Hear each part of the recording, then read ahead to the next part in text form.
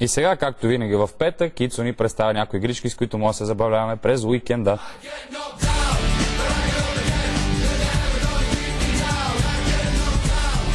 Ице, здравей! Добро утро, Сава. Добро утро! Много харесва твоята пуска, не мога да го отбележа. И е в тон с една от игрите, така че говорим, да, рокер, само че не е сибирски. Но това е втората игра. Сибирски е в тон с нега отвънка. Идеално днес просто не мога да отбележа. Идеята е, че днес говорим за две игри, които са много лежерни, много забавни. Особено втората на мен лично много ми хареса като идея, макар че тя е малко по-така изисква ресурси повече. На компютър? Не, финансови. Ни говорим днес за игри за конзоли. За PS3 и за Xbox 360. Първата игра, за която ще говорим, е една поредната част всъщност от серията на Тони Хоук, който е може би най-добрият скейтър в света. Първият човек, който е направил завъртен на 1000 градуса и така нататък. Човек е нереален, аз му гледам клипове. Да, беше всъщност. Но все пак, името му остава най-вече с тази игра, която първата версия беше от 1999 година и в последствие еволюира значително. И сега говорим за най-новото продължение, което излезна преди около месец и малко. И то е за конзола. Самата игра е за конзоли, всичките конзоли, говорим от ново поколение, плюс PS2. И всъщност самата игра, ще моля колегите да пуснат видеото, е много интересна по простата причина, че този път най-новото в нея всъщност е, че имаш опция ти като играч да си създадеш сам трака, който ти е, в смисъл там където ще се състезаваш. Сега ще виждаш, всъщност има в демото, което съм подготвил като клипче, има и в реалния живот всъщност как се построява скейт парк. Всъщност идеята е, че тук можеш ти сам да построиш свой скейт парк, върху който да имаш мисии всъщност. Нали, сега в предните версии на играта си беше по следната система. Ти си, нали, има в самата игра участват някои от най-известните скейтери в света, като Мълън и така нататък. Ти някога карал ли си скейт? Аз ли? Не, карам сноуборд. Но скейтборд съм пробвал 2 пъти. Брат ми караше скейтборд или поне се питаше. Не мога карал скейтборд, аз 2 пъти се пробвах на него. Има болка свързана с пробвал съм се веднъж само да пада, да знаеш. Факт, така. И на всичко отгоре и боли. Но все пак, в смисъл скейт е много як спорт по принцип, много освободен. И предимно за хора, които определено обичат силното усещане, тук виж как можеш да изградиш ти твоя скейт парк. Слагаш си, нали, различни видове рампи, лостове, на които да правиш слайдове и така нататък. И после идват, нали, където ти трябва да направиш, имаш някаква мисия, примерно да събереш определен брой точки и така нататък, като процес на играта съответно еволюираш, т.е. учиш нови трикове, какво става, като занимаваш като караш скейтборд, както казах, учиш нови трикове, нови умения придобиваш, тук си катериш по мрежи с скейта, има съответно и predefined мисии, т.е. такива, които са ти отиваш при някой, говориш с него и той ти казва, примерно, събери ми някакъв брой артефакти там, примерно, казваме, търсиш спрей кенчета или така нататък. Не е само да караш скейт, така? Да, не е чисто и просто скейт, и готиното е, че този път учат ти да буташ неприятните минувачи. Тоест, такива хора, които се заяждат, ти както си караш скейт, засилваш, тук няма, защото не искам да провокираме насилие и да пропагандираме това нещо. Що в тази игра почнаха да... Да.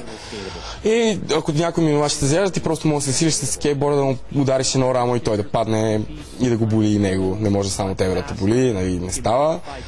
И това е самата игра. Имаш си съответно пак по същия начин, както и преди,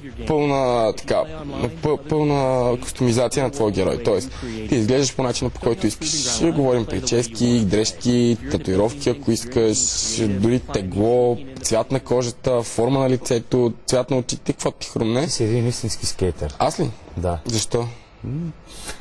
Такъв си. Не съм истински скейтър, за жалост. Имам съм мераци да карам, но не ми се получава. Не е моят спорт това определено.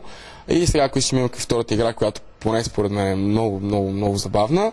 И аз имам малко така история. В смисъл, аз съм свирил и мисля, че ако си взема тази игра, ще се взема много поне. Клипче с барабани там. Точно така. Да. Това е от по-скорошни времена. Между другото, там на него съм много зле, защото не съм свирил доста години сам, но преди свирих много запалено. Бяхме така млади металисти, групари и така нататък. Както видите, това е една групичка, казва се Rock Band, е за Xbox 360 PS3. В която ти си групаря, всъщност. И основната идея, между другото, тази игра не се играе с джойстик. Има си към нея, трябва да си купиш китара, микрофон и барабани. Свириш наистина вкъщи. В смисъл, ти сядаш и като истински групар свириш. И всъщност, така според издателите и според мнения, които четах по форуми напред-назад, Това е основното предимство. Събирате се 4 човека в определена къща и започвате да дрънкате. И си имате съответно цели. Нали? Трябва да станете известна рок група. Горките ви съседи. Ами не, те не се чува погледнато реално, защото се свири в смисъл, инструментите, които си купуваш, са електронни. Т.е. ти свириш, примерно да кажем, уж солото на китарата или биеш по барабаните, които между другото много добре изглеждат. Едни 4 пада имаш такива кръглички, по които биеш, педал за каса.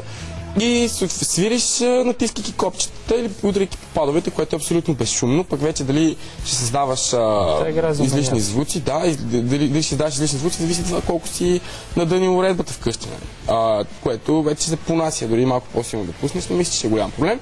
И идеята е, че тук има над 45 лицензирани песни, като последната дори беше една много любима парче на Whole Celebrity Skin. Много яка песчика и си свириш, нали? Идеята ти е, че трябва да станеш все по-добър и по-добър. Има различни нива на трудност, които искат различни умения от твоя страна. Тоест, ако си някакъв абсолютно новик, никога не си свирил на китара, ще си пуснеш на лесното ниво и примерно да кажем, вместо да свириш 30 тона, ще трябва да свириш 10, нали? Пак можеш да си създадеш собствена песен?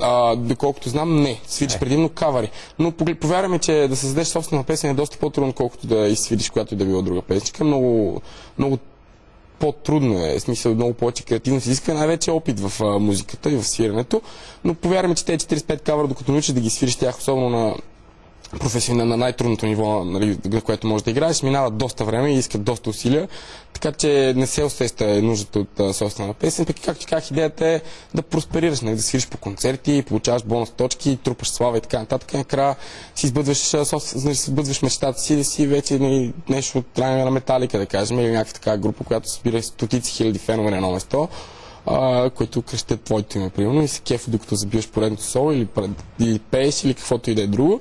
Повярвай ми, сега ще говорим за депресията. Без депресия, аз тази игра препоръчвам, ако не искаш да си депресиран, така че няма нужда. Други съвети, с които да избегнат депресията, сега от доктор Сотир Марчев.